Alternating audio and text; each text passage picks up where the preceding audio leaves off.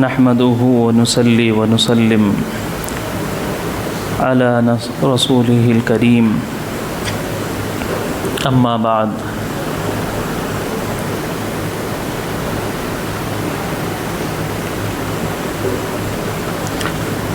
قال نبينا صلى الله عليه وسلم خير الناس من ينفع الناس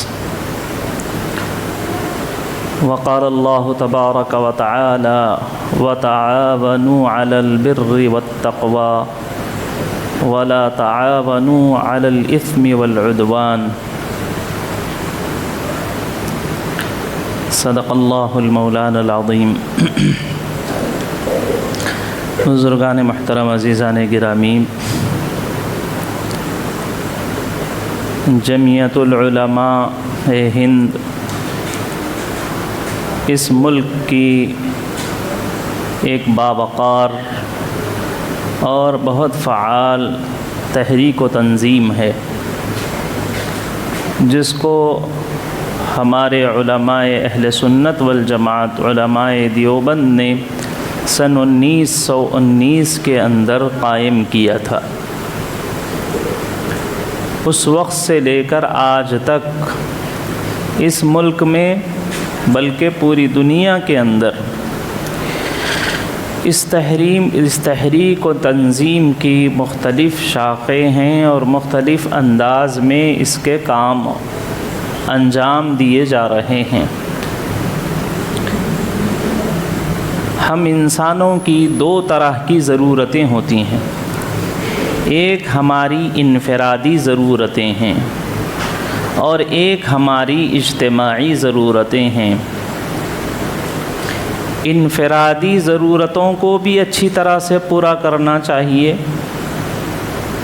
انفرادی ضرورت ہے اپنے کھانے کپڑے مکان، اپنی بیوی بچوں کے کھانے کپڑے تعلیم مکان، ان کی ضرورتوں کو پورا کرنا، یہ ہماری انفرادی ضرورتیں ہیں۔ اگرچہ کہ کچھ لوگ وہ ہوتے ہیں جو ان انفرادی ضرورتوں کو پورا کرنے کے اندر بھی ناکام اور نکمے ثابت ہوتے ہیں۔ اولاد ہے کوئی پرواہ نہیں ہے، نکاح کر لیا ہے اور بیوی کے سلسلے میں ظلم و زیادتی کر رہا ہے اور اس کو پتہ بھی نہیں ہے کہ بیوی کہاں ہیں، بچے کیا کھا رہے ہیں، کس اسکول میں انہوں نے ایڈمیشن لیا ہے، کیسے ان کی تعلیم ہو رہی ہے، کیفیت اس وقت میں تنزل کی ہے، ترقی کی ہے یا ان کو نقصان ہو رہا ہے، ان کی صحت کا کیا حال ہے، کوئی فکر نہیں ہوتی۔ اور بہت سارے لوگ انفرادی ضرورتوں کو بہت اچھے انداز میں، اپنی ضرورتیں ہیں، اپنی بیوی بچوں کی ضرورتیں ہیں، اپنے والدین کی بھائی بہنوں کی ضرورتیں ہیں، اس کو بہت سلیقہ مندی سے پورا کرتے ہیں۔ اور ہماری دوسری ضروریات وہ اجتماعی ضرورتیں ہیں۔ اجتماعی ضرورتوں کو بھی پورا کرنے کے لیے کچھ افراد کی ضرورت ہوتی ہے۔ کچھ لوگ اس کام کو اپنے سر لے لیں گے اور اس کے لیے اجتماعی ضرورتوں کو پورا کرنے کے لیے اپنی جد و جہد جاری رکھیں گے، کوششیں کرتے رہیں گے۔ اگرچہ کہ اجتماعی ضرورتوں کے پورا کرنے میں بھی بہت سارے لوگ تو اس سے غافل ہوتے ہیں اور کچھ ہی لوگ ہوتے ہیں جو ہماری اپنی اجتماعی ضرورت کو ضرورت سمجھتے ہیں۔ مثلا ہماری اجتماعی ضرورت یہ ہے کہ ہماری نسلیں ایمان پر برقرار رہیں۔ ہماری اجتماعی حاجت اور ضرورت ہے کہ شرعی امور کو نافذ کیا جا سکے۔ اجتماعی ضرورت ہے ہماری کہ قرآن کی حفاظت ہو۔ اجتماعی ضرورت ہے کہ حدیثوں کی، فقہ کی، دینی تعلیم کی حفاظت ہو۔ اجتماعی ضرورت ہے کہ دینی تعلیم کے قائم کرنے کی ہم سب فکر کریں، مکتب مدرسہ مرکز قائم کریں۔ ہمارے سماجی ضرورتیں ہیں، اجتماعی طور پر سیاسی ضرورتیں ہیں، دینی ضرورتیں ہیں۔ تو ہماری ایک قوم و ملت ہونے کے اعتبار سے ایک حیثیت ہے، ہماری ایک حیثیت میرے اپنے فرد کے اعتبار سے ہے، میں ایک شخص ہوں، اس شخص کے اعتبار سے میری ضرورت ہے، میں ایک والد ہوں، اس حیثیت سے میری ایک ضرورت ہے، میں ایک بھائی ہوں، اس حیثیت سے میرے کچھ حقوق ہیں جن کو ادا کرنا چاہیے۔ تو یہ سب انفرادی ضرورتیں سمجھی جاتی ہیں، اور ایک وہ کہ میں ایک قوم کا فرد ہوں، قوم کے اعتبار سے بھی کچھ ضرورتیں ہیں۔ آپ اپنی قومی شناخت برقرار رکھنا چاہتے ہیں تو ان ضرورتوں کو پورا کرنا ضروری ہے۔ اجتماعی ضرورتیں کبھی کوئی حکومتیں قائم نہیں کرتی، کوئی حکومت کسی بھی جگہ کسی کے بھی اجتماعی امور کو کوئی حکومتیں، کوئی ملک اور کوئی بادشاہ اس کو ادا نہیں کرتا۔ اجتماعی ضرورتیں ہم سب کو، سماجی حاجتیں ہم سب کو مل کے پورا کرنا پڑے گا۔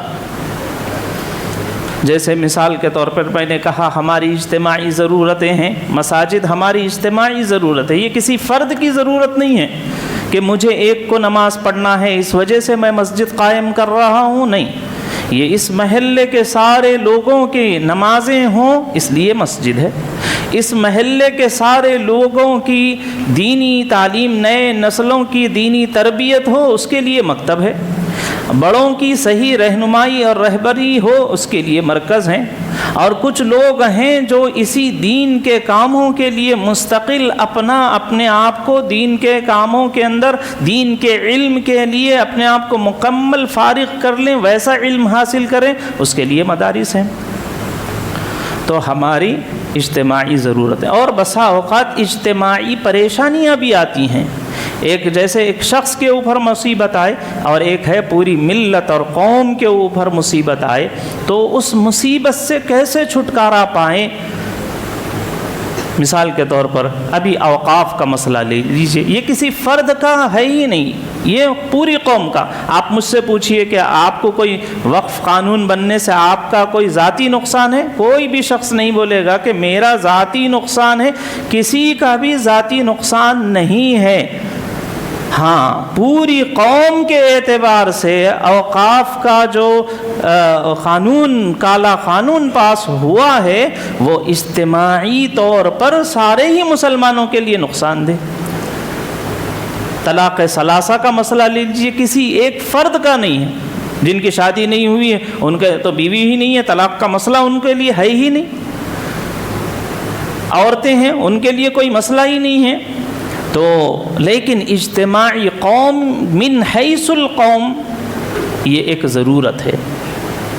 تو میرے بھائیوں، ہم انسانوں کی دو طرح کی ضرورتیں ہوتی ہیں، ایک انفرادی ضرورتیں ہیں، اس کو بھی اچھی طرح سے پورا کرنا چاہیے، اور ایک قوم و ملت ہونے کے اعتبار سے بھی ہماری کچھ ضرورتیں ہیں، اور ان ضرورتوں کے پورا کرنے کے لیے تنظیم اور تحریکیں بنائی جاتی ہیں، آرگنائزیشنز قائم کیے جاتے ہیں، ادارے کی بنیاد رکھی جاتی ہے۔ اب وہ تنظیم، تحریک اس کام کو پوری ملت پر آنے والے آفت کا مقابلہ کرنے کے لیے تنظیم ہوتی ہے، تحریک ہوتی ہے کہ یہ تنظیم ہے، یہ اس کا مقابلہ کرے گی۔ اگر تنظیمیں نہ ہوں تو کسی بھی شخص کا کوئی انفرادی نقصان نہیں ہے، تو قوم و ملت کے مسائل پر کوئی فرد آگے بڑھ کر نہیں آئے گا جب تک کہ کوئی تنظیم نہ ہو، اس کے ساتھ کوئی افراد نہ ہو، کوئی بھی شخص اجتماعی کاموں کے لیے نہیں آئے گا۔ تو تنظیموں کی ضرورت ہوتی ہے، خواہ ایسے ملک میں رہ رہے ہوں جس ملک کی حکومت ہمارے ہاتھ میں ہو، تب بھی تنظیم کی ضرورت ہوتی ہے، اور ایسے ملک میں رہ رہے ہوں جہاں ہمارے پاس حکومت نہ ہو تو بھی تنظیم و تحریک کی ضرورت ہوتی ہے۔ مثال کے طور پر ہمارے اس ملک کے اندر ہی 70 سال سے نان مسلمز کی حکومت ہے، ان کے پاس ان کے یعنی پورے قوم کی نمائندگی کرنے کے افراد موجود ہیں حکومتوں کے اندر، اس کے باوجود ملک ان کا ہے، حکومتیں ان کی ہیں، اس کے باوجود یہ سمجھ رہے ہیں کہ ہم کو ایک تنظیم کی ضرورت ہے جو اس قوم کو مضبوط کرنے کا کام کر سکے، باوجود یہ کہ اس ملک کے اندر 70 سال سے 75 سال سے برادران وطن کی حکومت رہنے کے باوجود مختلف تنظیمیں ان کی ہیں۔ RSS ایک تنظیم ہے، ہم سے زیادہ مستحکم مضبوط انداز میں وہ کام کر رہے ہیں۔ اس تنظیم کی ضرورت ان کو کیوں ہے؟ کیا وجہ ہے کہ وہ سمجھ رہے ہیں کہ ہم کو تنظیم رکھنا ہے اور رکھ کر اپنے قوم کے مسائل کے لیے جد و جہد کرنا ہے، ہدف نشانہ ٹارگٹ بنانا ہے، اس تک پہنچنے کی جد و جہد کرنا ہے، چنانچہ وہ کر رہے ہیں۔ اور ہم لوگ نہ ہمارے پاس حکومتیں ہیں اور نہ ہی ملک ہمارے ہاتھ میں ہے، نہ ملک کا اقتدار ہمارے ہاتھ میں، اس کے باوجود ہم کسی بھی تنظیم سے تحریک کے قائم کرنے سے یا تنظیم قائم ہے اس سے جڑنے کے لیے ہم تیار نہیں ہیں۔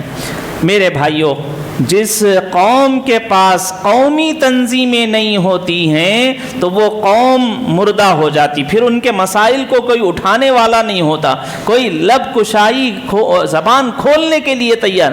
جیسے فرد کی ضرورت کو وہ پورا نہیں کر رہا ہے تو فرد مردہ ہو جاتا ہے، قوم کی ضرورتوں کو پورا کرنے کے لیے اس کے تنظیم نہ ہو، تحریک نہ ہو، آرگنائزیشنز نہ ہو اور کچھ کام نہ ہو رہا ہو تو قومی مسائل پر کوئی بولے گا نہیں۔ نسلوں کی رہبری اور رہنمائی کے لیے اور صاحب اقتدار لوگوں کی رہنمائی کے لیے، نسلوں کی حفاظت کے لیے، اپنی سلامتی کے لیے تحریکوں کی، تنظیموں کی، جماعتوں کی ضرورت ہوتی ہے۔ اس لیے 1919 کے اندر ہی ہمارے علماء اکرام نے سمجھا کہ اب یہ ملک سیکولر ہو گیا ہے، سیکولر ملک میں کسی بھی مذہب کی حفاظت کی ذمہ داری حکومت پر نہیں ہوتی۔ مذہب کی، ان کا کام حکومت چلانا ہوتا ہے، ان کا کام کسی بھی مذہب کو حفاظت کرنا ان کا کام نہیں ہوتا۔ پھر ہر قوم کو چاہیے کھڑے ہو کر اپنے مذہب کی حفاظت کے لیے وہ خود کام کریں، سماجی طور پر شعور بیداری کا کام وہ خود کریں، یہ ہوتا ہے۔ اس کے لیے ہمارے علماء کرام نے یہ جمعیت العلماء کا قیام عمل میں لایا اور اس کے ذریعے سے قومی جو مسائل ہیں، آج آپ دیکھ لیجئے چھوٹی سی مثال، اگر کسی جگہ کوئی کمپنی میں کام کر رہے ہیں تو یقیناً اس کمپنی کی کوئی نہ کوئی یونین ہوگی۔ اور کیوں ہوتی ہے یونین؟ یونین کسی فرد کے لیے نہیں بنائی جاتی ہے بلکہ کل وہاں پر جتنے اس کے کام کرنے والے کارکنان ہیں ان کے حقوق کی حفاظت کے لیے ایک یونین بنائی جاتی ہے۔ ایک آٹو والے ہی ہیں، ان کو اتنی سمجھ ہے کہ ہماری بھی ایک یونین ہونی چاہیے تاکہ کل کے دن کوئی مسئلہ ہو جائے تو یونین کے ذریعے سے، تنظیم کے ذریعے سے، ہماری اس تحریک کے ذریعے سے ہماری حفاظت ہو۔ ہر شخص اس کو سمجھ رہا ہے، نہیں سمجھ رہے ہیں تو مسلمان بحیثیت مسلمان ہماری بھی ایک کوئی تنظیم ہو، ہماری بھی ایک کوئی یونین ہو اور ہماری بھی ایک کوئی مضبوط آواز ہو جو ہمارے مشترکہ مسائل کے اوپر آواز اٹھائے۔ اس کے سلسلے میں ہم غفلت برت رہے ہیں جس کی وجہ سے ہماری قومی مسائل کی آواز اٹھانے میں ہماری کمزوری معلوم ہو رہی۔ حضرت صلی اللہ علیہ وسلم نبوت کی ذمہ داریوں کے آنے سے پہلے آپ علیہ الصلاۃ والسلام نے قوم کی اور سماج کی جو ضرورتیں تھے وہ آپ صلی اللہ علیہ وسلم خود آگے بڑھ کے پورا کیا کرتے تھے۔ آپ صلی اللہ علیہ وسلم کو جب پہلی وحی آئی، وہ وحی کے احکام لے کر حضرت خدیجہ الکبریٰ رضی اللہ عنہا کو آپ صلی اللہ علیہ وسلم نے سنایا تو حضرت خدیجہ الکبریٰ رضی اللہ عنہا فرماتی ہیں کہ آپ کے ساتھ کوئی برا نہیں ہوگا، آپ ڈر گئے تھے وحی اور فرشتے کو دیکھنے اور وحی کی آواز سننے اور قرآن شریف کے آنے کی وجہ سے آپ میں گھبراہٹ ہو گئی تھی، یہاں تک کہ آپ یہ سمجھ رہے تھے کہ شاید کہ میں اب اللہ کو پیارا ہو جاؤں، ایسے خیالات آپ کو آ رہے تھے، کوئی نقصان ہو جائے آپ کا جانی مالی، صحت کا کوئی مسئلہ ہو جائے، ایسا آپ گھبرا رہے تھے۔ تو اس وقت میں حضرت خدیجۃ الکبریٰ رضی اللہ تعالی عنہا نے فرمایا تھا انک لتصل الرحمہ وتحمل الکلہ وتقری الضیف وتعین علی نوائب الحق۔ آپ کیسے ہلاک ہو سکتے ہیں؟ آپ کو کیسے کوئی نقصان پہنچ سکتا ہے؟ آپ تو یہ سماجی اتنے قومی اتنے بڑے بڑے کام کرتے ہیں، آپ صلہ رحمی کرتے ہیں، آپ بے سہارا لوگوں کو کما کر ان کی ضرورتیں پورا کرتے ہیں، آپ کے پاس کوئی مہمان آ جاتا ہے آپ مہمان نوازی کرتے ہیں، حق کے راستے میں کوئی مصیبت آ جاتی ہے اس مصیبت کو دور کرنے کے لیے آپ دوڑتے ہیں، تو آپ کے اچھے اچھے کام ہیں، اس لیے آپ پر کوئی مصیبت نہیں آ سکتی۔ تو نبی علیہ الصلاۃ والسلام نبوت کی ذمہ داریوں کے ساتھ حضرت صلی اللہ علیہ وسلم یہ محدود آپ صرف نماز تک، روزے تک، زکوٰۃ اور حج تک محدود نہیں رہے ہیں، آپ نے پورے قوم کا، سماج کا، پورے مسلمانوں کا، پوری انسانیت کا آپ نے خیال فرمایا۔ ایک مسلمان کو جہاں نبی علیہ الصلاۃ والسلام نے یہ درس دیا ہے کہ نماز، روزے اور اپنی انفرادی ضرورتیں خواہ دینی ہو خواہ وہ معاشرتی ہو، معاملاتی ہو، انفرادی ضرورتوں کو بھی پورا کرو اور اجتماعی ضرورتوں میں بھی حصہ بنو۔ نبی علیہ الصلاۃ والسلام کی بعثت کے وقت میں وہاں راستے پر خطر تھے، آپ علیہ السلام، اور چھوٹی چھوٹی باتوں پر جنگ لڑائیاں ہو جایا کرتی تھیں۔ آپ صلی اللہ علیہ وسلم نے حلف الفضول قائم کیا اور ایک ایسا اگریمنٹ تیار کیا کہ ہم آپس میں کوئی جھگڑا نہیں کریں گے، کوئی لڑائی نہیں کریں گے، ہم سب ساری قوموں کو جوڑ کر فرمایا تعالوا الی کلمۃ واحدہ، ایک بات پر متحد ہو جاؤ، سارے ہی لوگوں کو، جہاں یہود بھی تھے، مشرکین بھی تھے، نصارہ بھی تھے اور مسلمان بھی تھے، سب کو جوڑ کر نبی علیہ الصلاۃ والسلام نے ایسے کام کیے تھے۔ یہ قومی، انسانی، اجتماعی کام ہوتے ہیں، اس میں بھی ہم کو حصہ بننا چاہیے۔ حضرت سیدنا ابو بکر صدیق رضی اللہ عنہ کو مکہ سے نکال دیا گیا، مکہ سے آپ مکہ چھوڑ کر چلے جا رہے تھے، تو ایک پکے کافر نے آپ سے ملاقات کی اور پوچھا کہاں جا رہے ہیں؟ تو حضرت ابو بکر صدیق رضی اللہ تعالیٰ نے کہا کہ مکہ چھوڑ کر جا رہا ہوں، سب لوگ مجھے پریشان کرتے ہیں۔ آپ تلاوت کیا کرتے تھے اپنے گھر کی مسجد کے اندر، حضرت سیدنا ابو بکر صدیق رضی اللہ تعالیٰ تلاوت کیا کرتے تھے اور اتنے بکا تھے، اتنا روتے تھے حضرت ابو بکر صدیق رضی اللہ تعالیٰ قرآن سن کر۔ جو قرآن سنتا تھا ان کے گھر کے نمازوں میں، نوافل کی نمازوں میں اور تلاوت میں، تو قرآن سن کر متاثر ہو جاتا تھا، عورتیں تو گریہ طاری ہو جاتا، رونے لگتی تھیں عورتیں اور بیٹیاں، خواتین وغیرہ، اور اتنا اللہ کا خوف طاری ہوتا کہ وہ اسلام کی طرف مائل ہو جا رہے ہیں۔ تو لوگوں نے کہا کہ حضرت ابو بکر مکہ میں رہیں گے اور اپنے گھر کی مسجد کے اندر تلاوت کرتے رہیں گے، نماز پڑھتے رہیں گے اور زور زور سے قرآن پڑھیں گے، تو ایک وقت آئے گا کہ ہمارے گھر کی ساری خواتین مسلمان ہو جائیں گی، لہٰذا کیا کریں؟ حضرت ابو بکر صدیق رضی اللہ تعالیٰ عنہ کو جلا وطن کر دیں، مکہ سے باہر کر دیں۔ چنانچہ حضرت سیدنا ابو بکر صدیق رضی اللہ تعالیٰ عنہ مکہ چھوڑ کر جا رہے تھے، ابن دغنہ ملا، اس نے مل کر کہا کہ آپ کہاں جا رہے ہیں؟ تو کہا میں مکہ چھوڑ کر جا رہا ہوں۔ تو اس نے کہا کہ آپ جیسے شخص کو مکہ نہیں چھوڑنا چاہیے۔ کیوں مکے میں رہنا ضروری ہے؟ وہ مسلمان نہیں ہے، وہ مشرک ہے، اور وہ حضرت سیدنا ابو بکر صدیق رضی اللہ تعالیٰ عنہ سے کہہ رہا ہے کہ آپ جیسے شخص کو مکہ چھوڑ کر نہیں جانا چاہیے، اس لیے کہ صرف آپ اپنے فرد کی حاجتوں کو، فرد کی ضرورتوں کو، انفرادی معاملوں کو حل کرنے والے نہیں ہیں، آپ تو پورے مکہ کے انسانوں کی فکر کرتے ہیں اور ان کی بھلائی کے بارے میں سوچتے ہیں۔ وہی 5 باتیں جو حضرت خدیجۃ الکبریٰ رضی اللہ عنہا نے حضور صلی اللہ علیہ وسلم کے بارے میں کہی تھیں، وہی 5 باتیں، انک لتصل الرحمہ वतहमिलुल कल्ला वतक्सिमुल मादूम वतुक़रिउज़ ज़ईफ़ वतुईनु अला नवाइबिल हक़, जो खदीजतुल कुबरा रज़ी अल्लाहु अन्हा ने हुज़ूर सल्लल्लाहु अलैहि वसल्लम के बारे में कही थी, एक नॉन मुस्लिम सैयदना अबू बकर सिद्दीक़ रज़ी अल्लाहु ताला अन्हु के बारे में कह रहा है,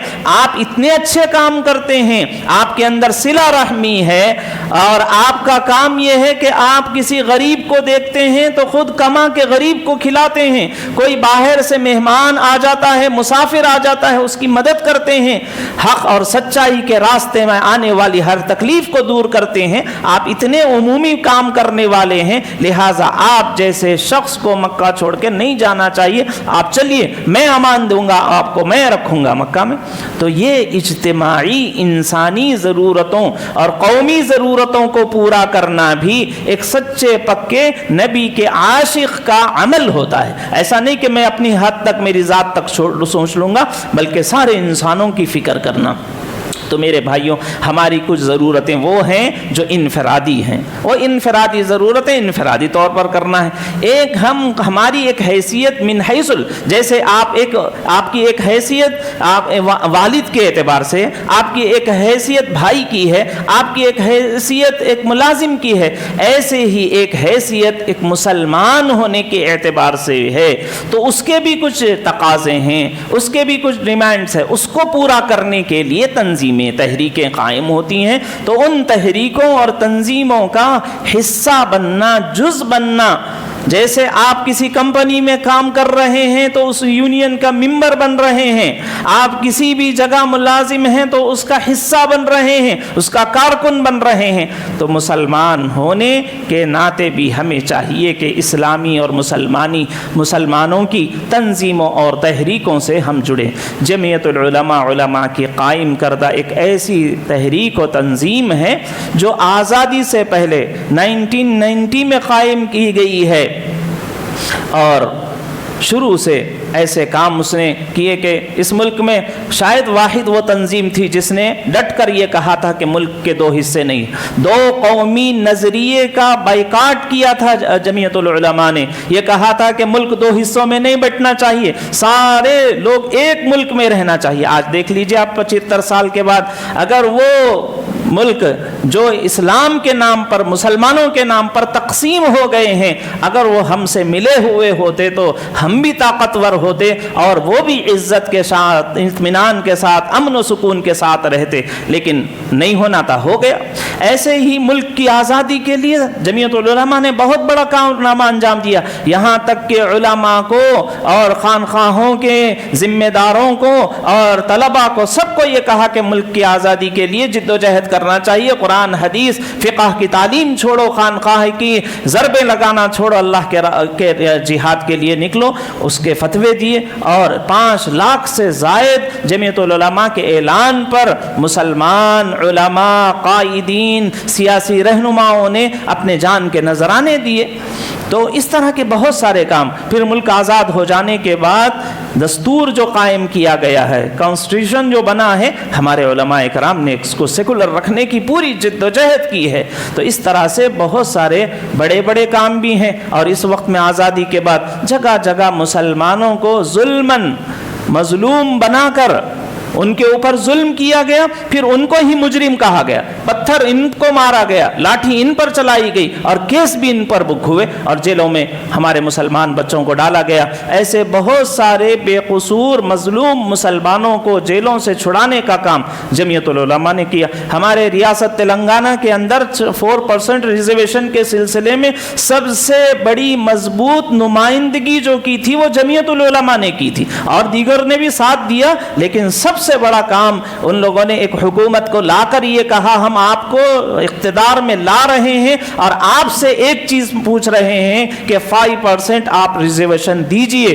5% नहीं हुआ, लेकिन जितना मिला उसकी वजह से लाखों की तादाद में लोग आज डॉक्टर बन रहे हैं, इंजीनियर बन रहे हैं, लॉयर बन रहे हैं। ये सब जमीयतुल उलमा एक तंजीम बनकर, एक तहरीक बनकर और इत्तेहाद पैदा करके एक यूनियन बना के काम करते हैं। तो हुकूमतें, जमहूरी मुल्क में किसी फर्द की बात नहीं, आप कितने ही बड़े بڑے لیڈر ہوں، آپ جا کر کوئی چیز حاصل نہیں کر سکتے جب تک کہ آپ کے افراد آپ کے ساتھ، آپ کی یونین کتنی مضبوط ہے، کتنے افراد ہیں، یہ دیکھا جاتا ہے۔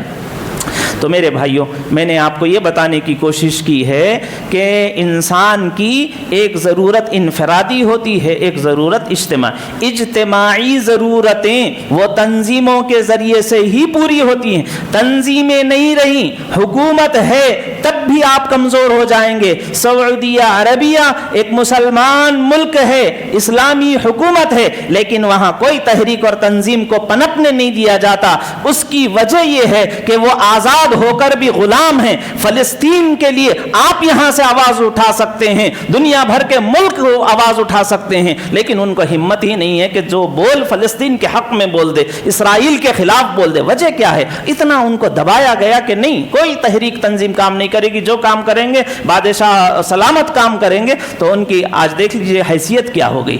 ترکی ہے، انڈونیشیا ہے، ملیشیا ہے، ان ملکوں کے اندر مسلمان ہیں اور وہاں تحریکیں تنظیمیں ہیں، تو وہ مسلمانوں کو، بادشاہوں کو، اقتدار صاحب اقتدار لوگوں کی رہنمائی کرتے ہیں کہ آپ ایسا کریے، ایسا کریے۔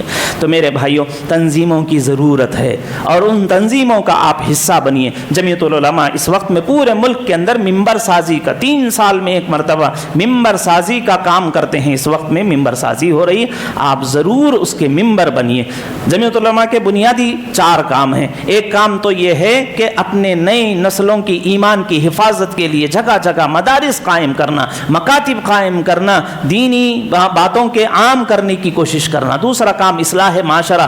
کتنا معاشرہ بگڑتے جا رہا ہے۔ آج آپ یقین نہیں مانیں گے، شراب کی لت جتنی مسلمانوں کو ہو گئی ہے، ہندو بھی اتنا نہیں پی رہے ہیں، نان مسلم اتنا نہیں پی رہے ہیں، اتنا نہیں بنا رہے ہیں، اتنا نہیں بیچ رہے ہیں۔ افسوس یہ ہے کہ مسلمان نشے کی لت میں اتنا زیادہ ڈوبے ہوئے ہیں۔ جس قرآن کے اندر کہا گیا تھا کہ حرام ہے، نجس ہے، گندگی ہے، یہ کہا گیا تھا، وہی مسلمان نشے کی لت میں پڑے ہوئے ہیں۔ چھوٹے سے لے کے پڑھے لکھے سب اس میں پڑے ہوئے ہیں۔ اصلاح معاشرہ کا کام، اور ایسے ہی خدمت خلق کے لیے یوتھ کلب کا کام ہے، اور اتحاد ملت، اتحاد مذاہب کا کام جمعیت کے ہوتے ہیں۔ اس لیے ہمیں چاہیے کہ اس کا حصہ بنے، اور اس کا آسان کام، اس کا ابتدائی آغاز اس طرح ہوتا ہے کہ اس کی ممبر سازی، ممبر بنے، آپ رکن بنے۔ یہاں کاؤنٹر لگائے گئے ہیں، آپ اپنا اس میں نام، ہر بالغ شریک ہوتا ہے، لڑکے بھی لڑکیاں بھی، آپ اپنا بھی نام، اپنے گھر والوں کا، اپنے بہنوں بیٹیوں سبھی کو اس کا ممبر بنائیں، تاکہ جب بتایا جائے کہ یہ تنظیم ہے، اس تنظیم کی شاخیں پورے ہر اسٹیٹ میں ہیں، اسٹیٹ کے ہر ڈسٹرکٹ میں ہے، ڈسٹرکٹ کے ہر منڈل میں ہے، منڈل کے ہر ویلیج کے اندر اس کی افراد اور اس کے کارکن ہیں، تو اس کا وزن ہوتا ہے۔ پھر ان کی باتوں کو، ابھی آپ نے نہیں دیکھا، اوقاف کے سلسلے میں بہت لوگوں نے 75 درخواستیں کورٹ میں ڈالی گئی تھیں، لیکن چند لوگوں کی درخواستیں قبول ہی، بقیہ کی ریجیکٹ کر دی گئی کہ آپ کو بولنے کا بھی حق نہیں ہے۔ اس میں ایک جمعیت العلماء کی بھی تھی کہ نہیں، ہاں یہ ایک بہت بڑی تحریک ہے، ان کی بات کو سننا پڑے گا، ان کا جواب دینا پڑے گا، ایسا نہیں چھوڑ سکتے ہیں۔ تو میرے بھائیو، تنظیم ایک ضرورت ہوتی ہے، اس کا حصہ بنیے، اس کا ممبر بنیے۔ 10 روپے 3 سال میں ایک مرتبہ ممبر سازی کی فیس ہوتی ہے۔ میں امید کرتا ہوں کہ ضرور آپ اپنی قومی شناخت کو، مسلمانوں کی آن بان شان کی حفاظت کے لیے اس تحریک کا حصہ بنیں گے۔ جزاکم اللہ، وآخر دعوانا الحمدللہ۔